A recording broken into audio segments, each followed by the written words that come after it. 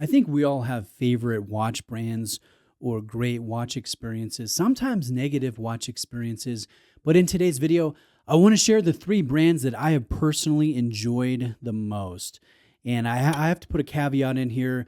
I need to have owned at least three watches from each brand. So I'm not just talking out the side of my mouth, but I'm speaking from actual experience with a number of different models from each of these brands. So coming in at number three, a brand that I have really loved my time with, from the Avenger 2 GMT to the Datora 42 to the Navitimer 1959 to several different Super Ocean models, Super Ocean Heritage models. The brand is obviously Breitling, and Breitling, it's a special brand in the market because it's kind of an acquired taste.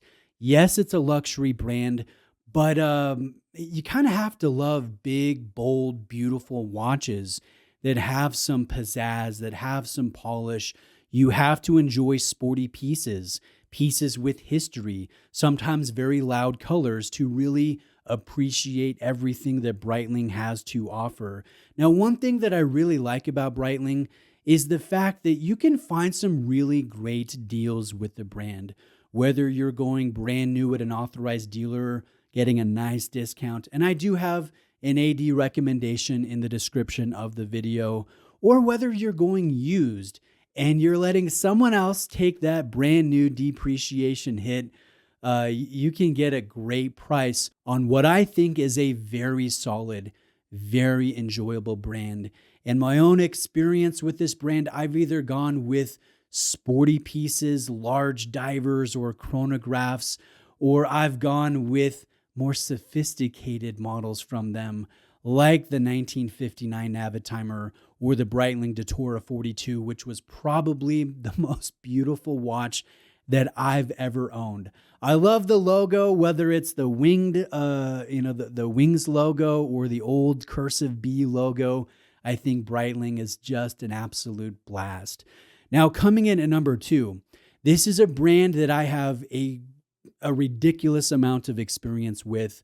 I've owned dozens of models, from dressy pieces to chronographs to dive watches, and the brand is Seiko. And I know not everybody likes Seiko these days. The brand has certainly taken a tumble in popularity. I think that is mostly due to their prices going up and the introduction of micro brands that offer a lot of specs for a lower price, because Seiko was an entry-level brand for a lot of watch collectors that have been in this hobby for a long time.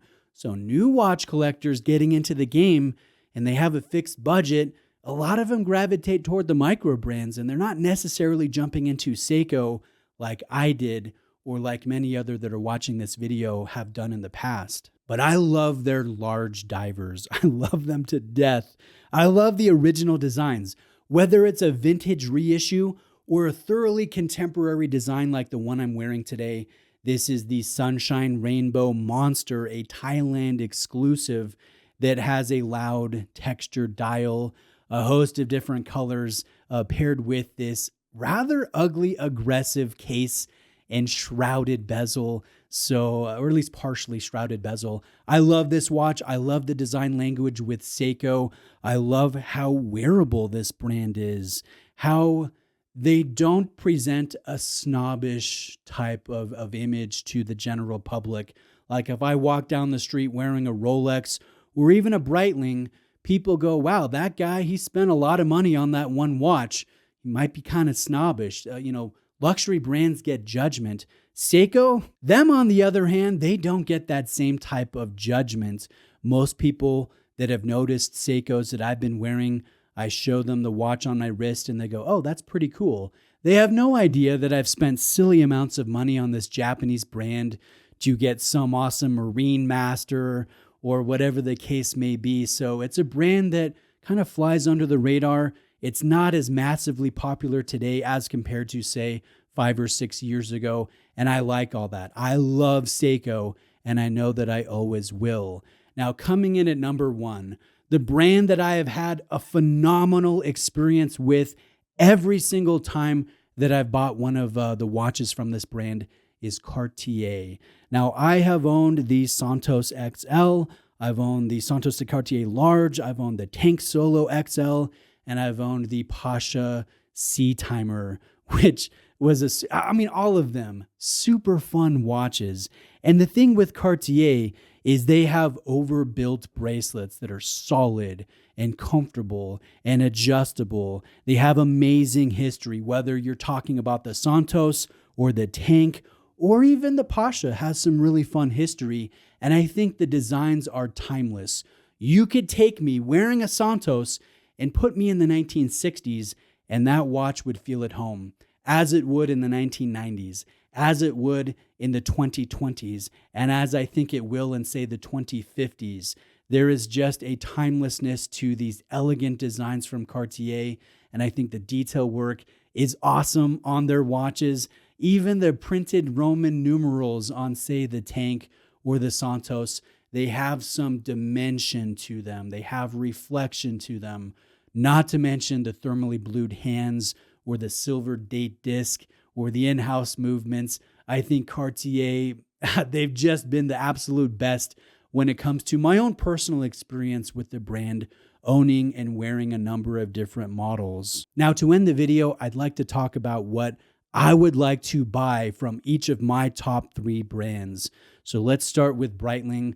I think the watch that's on my radar the most right now is a Chronomat with the Rouleau bracelet. I think this is an awesome bracelet. It's a great, large, sporty design. I think when you buy Breitling, it feels at home to buy a chronograph. And I like the green dial. I like the copper dial. And I would love to see Breitling release a brand yellow color, maybe a lacquered yellow. I think that could be so much fun, and I'd be interested in that. Now, when it comes to Seiko's a little funny because there's not a model out right now that I just have to have. So I'd like to mod a Seiko, and this is kind of a weird one, and it's not a financially smart decision, so don't follow me on this. But I love the Marine Master 300, and I love the SLA 053. I'll drop in a picture of this.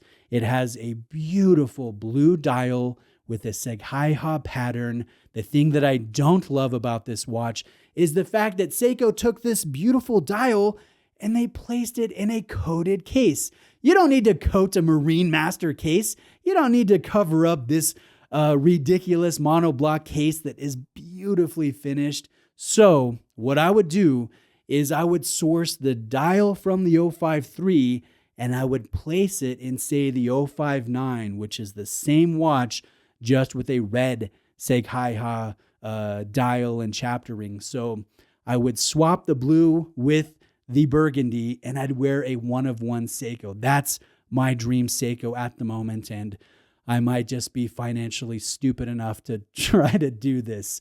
I'll keep you guys posted. But going to Cartier, my number 1 most enjoyed brand, there's a model that I have a search out on, and it is the Tank Must XL on the bracelet.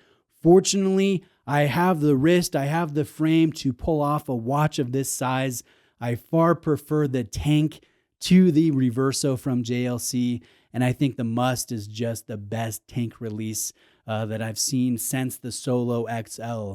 I love the curvaceous nature. I love that textured pattern that's found on the dial. So this is one that I definitely plan on buying in hopefully the near future, but we'll see about that. Another intriguing option would be the new Solar Beat tank, but I haven't seen a picture of what it looks like. I know the previous generation Solar Beat, it didn't last very long. They had some issues with the movement and the dial. So if those issues are fixed and it's in a design like the Must XL, especially if it has a bracelet, that's going to be a sore temptation. But again, let me know what you think of my picks. Sound off with yours in the comments below. Thank you for watching today. And if you appreciated this video, please hit like and please subscribe. That really helps me out. And I promise to bring the content. I'll bring my A game. Thanks.